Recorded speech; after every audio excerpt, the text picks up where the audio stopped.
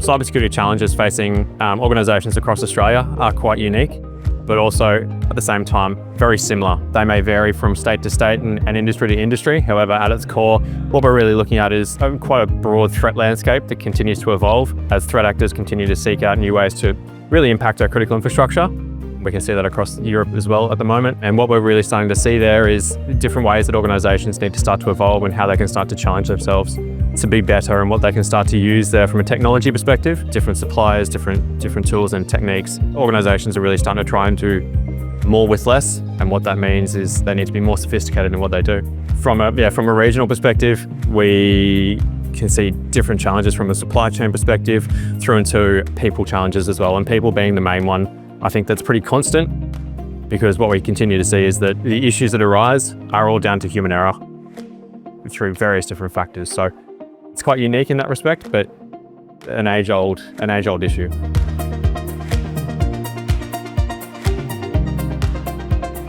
Yeah, so the key opportunities to create broader resilience across critical infrastructure and cybersecurity in Western Australia are certainly through collaboration, first and foremost, and understanding the dependencies and interdependencies, creating playbooks and really understanding from a top-down government through to local government through to industry and an organisational level, what the key risks are that are really facing that sector or that industry or the state as a whole. Australia is quite attuned to managing natural disaster risks and recovering from those as well, but quite resilient in that sense.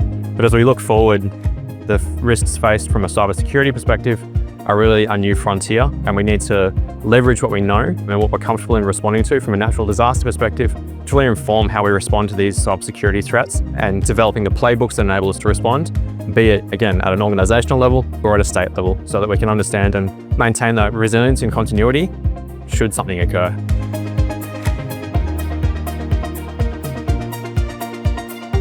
The collaboration, you said it right there, is the key point.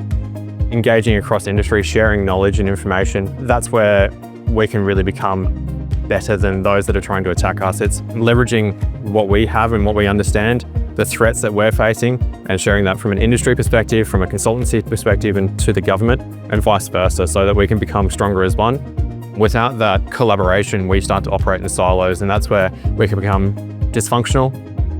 We can really minimize our efficiency as well. When we operate together and we collaborate, we can get economies of scale. We're more resilient as a collective.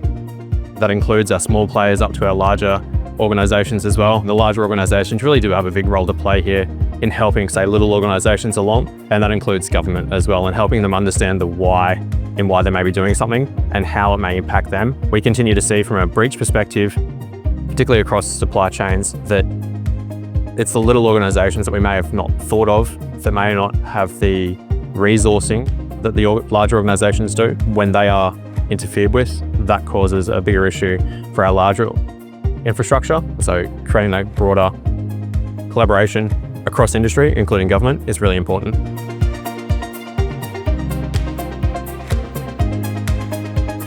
Using examples such as the Queensland Digital Licence, we heard it here first of all this morning, right at the start. That is a leading technology, and obviously bringing such technologies and innovations to Western Australia. These events and the public sector network really provide the opportunity for that innovation to take place, to hear the best of the best and bring the best in class to Western Australia, not just from Australia, but from around the world as well. That provides Western Australia with the opportunity to continue to be a leading player.